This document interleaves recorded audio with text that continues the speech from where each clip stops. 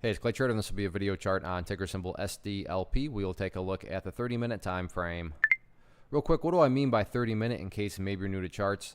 Instead of each one of these candlesticks here representing 1 day's worth of price action, which is what you would normally see, each one represents 30 minutes. So while this here may look like several days worth of time, it's actually today's price action broken down into 30-minute time slices. I like to this time frame. I think that's a good job of telling the quote-unquote story of the price.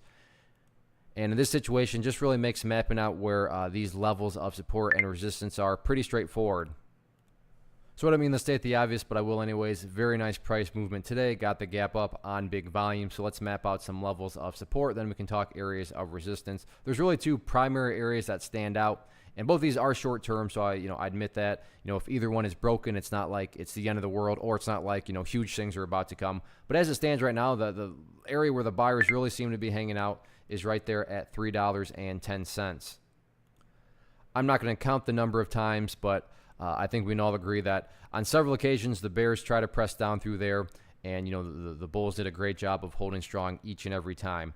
Now, if the price does fall below there, again, this is where the whole, it's not like it's the end of the world comes into play, because from the big picture of things, so if you're somebody that's saying, Clay, look, I just want a very simplistic way to gauge the health of the current move, that's where this purple line comes into play, which is the 50-period simple moving average. Keyword there being moving. So as time goes by, that purple line is just going to keep on moving its way higher and higher. So a very cut and dry way to measure the overall health, overall strength of the current price action is simply put, as long as the price stays above that purple line, as the line itself moves upwards, then the bulls are in full control, full health, however you can best visualize that. Now, what about areas of resistance?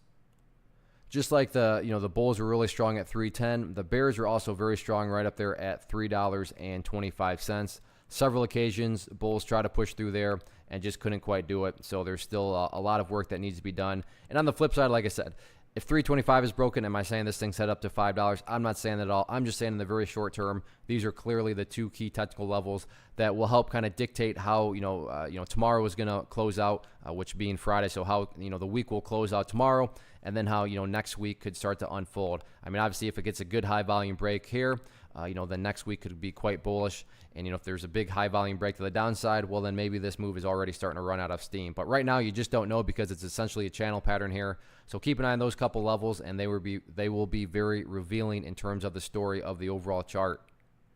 One of the biggest questions that I get is, hey Clay, how do you find the stocks that you trade? So what I've done is put together a free resource guide where I talk about the tools that I use to locate stocks that I find interesting and think may have potential. So if that sounds like something that could add value to you as a trader, then click on the image that is up on the screen right now, and I will email you the guide. The guide itself is very short and to the point, and best part, it's completely free.